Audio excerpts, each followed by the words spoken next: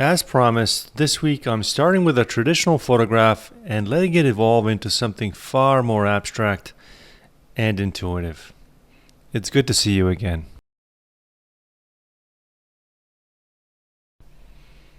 Welcome back for this week's demo. If you recall from last week, we painted that interpretive cityscape of Venice, and although I moved beyond the reference photo, the finished painting remained recognizable and realistically grounded. This week we're taking that idea further, or a step further. I'll begin with a reference photo, which in fact you see in the top right. It's a photo I got off one of these photo sharing sites. It's Pixabay, I believe. I'll link it down below if you want to use it yourself.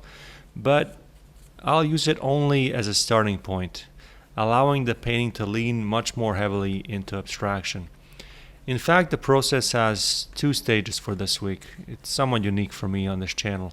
First comes the construction step, where I establish large shapes, movement, and structure, and then comes the destruction step, which breaks apart what feels too predictable, removing information and allowing something more intuitive to emerge. So stay to the end, because the second stage is where the painting changes much more into dramatic sort of feel. When painting abstractly from a reference photograph, there are really two useful approaches. You can retain the basic drawing and structure of the scene while introducing colors of your own, or you can isolate the colors already present in your photograph and use them more freely without remaining tied to the original forms. Here, what I've done is a combination of those two things. So in this particular slide here, I'm identifying yellow ochres of the moss grasses, the deeper grays and blacks in the rocks, and titanium white in the mist and sky. And I've combined those with some raw umbers, Payne's grays, Indian reds, and cad red lights. Colors give me a sort of earthy atmospheric palette that still belongs to the scene, even as the painting moves towards abstraction. Once my palette is established, I can begin the construction part of the painting.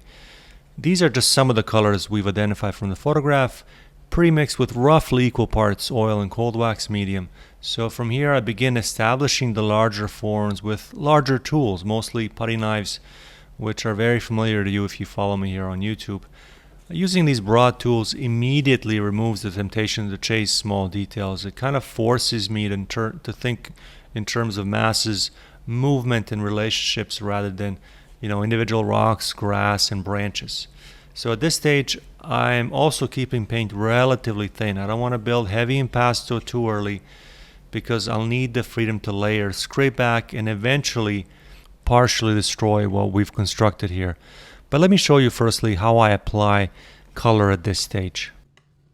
And you'll notice how I'm holding this knife. It's very much parallel to the surface. If it was much more perpendicular like this, it would almost scrape paint away, as I just did there. But because it's like this, I'm leaving marks on the surface. Now that might be a little too thick. Maybe it's exactly right, but that's sort of the process. You're putting marks down, and maybe that's not good, so I might press it in or remove it entirely. But if you are right from the get-go applying marks that are far too thick, it's just going to be dancing around all over the place for you if you're able to control it at all.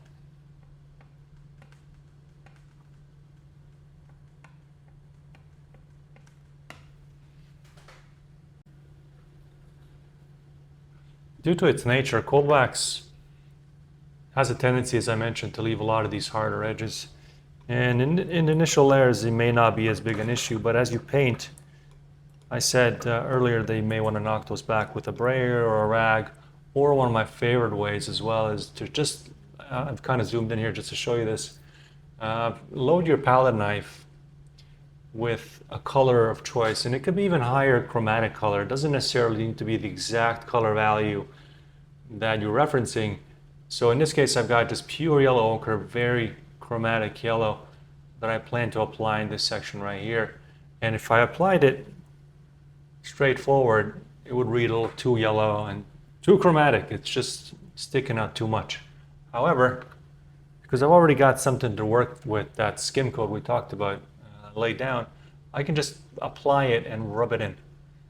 And in doing so, I'm hopefully going to introduce some color to this part of the painting right here, but also knock back a lot of these harder edges by just doing this. I'm holding the palette knife entirely flat to this board, and what it's doing is it's obviously blending with the underlying wax that's already there, and I'm getting rid of some of these edges as well, which I don't necessarily like.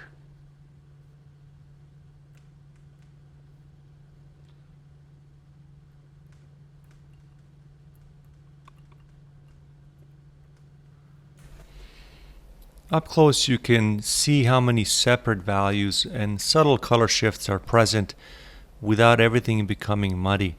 That's especially important during this construction stage. I want the colors to kind of interact and overlap, but remain distinctly their own, just enough to create depth and variation. Some of these early passages may remain visible in the finished painting, while others may disappear completely. In fact, most of it does disappear. But at this point, I really don't know. And that uncertainty is one of the most intriguing parts of the painting process. Nothing is really fully calculated. I am simply introducing possibilities and allowing the painting to tell me what is needed at this particular or that particular juncture. After all, this isn't some sort of formula like we're making bread or cake. We're making fine art after all. So just like at this stage, I felt that sky needed to be much more higher key, so I'm adding more light to create that drama between the negative and positive space.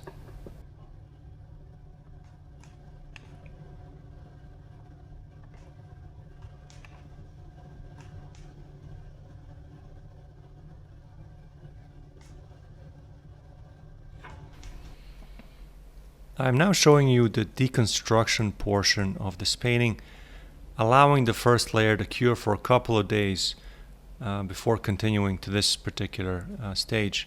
And this, in my opinion, is where the painting begins to change much more dramatically.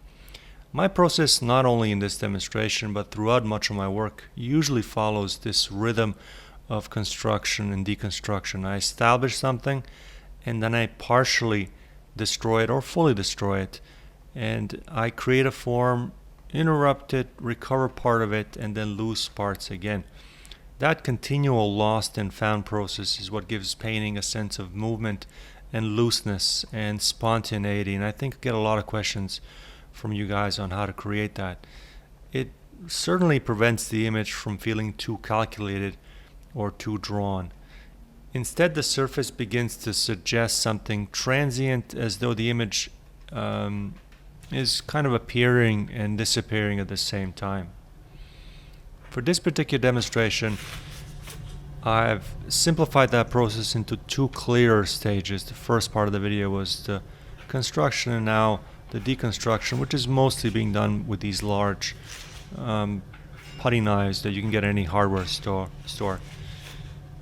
But referring back to my regular process, I may move back and forth between this construction and deconstruction several times before a painting is finished.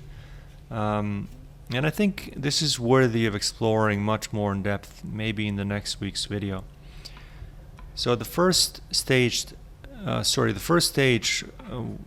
or first part of this video, established the larger forms, the main color relationships, that loose connection to the reference photograph.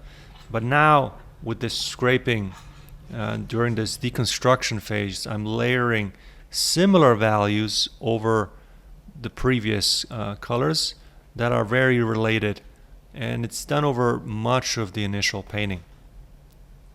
For this particular stage, if you want to follow along with me, you can certainly introduce entirely different colors, provided you understand how these color relationships works and you understand which color goes with what color. But in this case, I remained within the same general palette so that the new layer feels connected to the overall structure.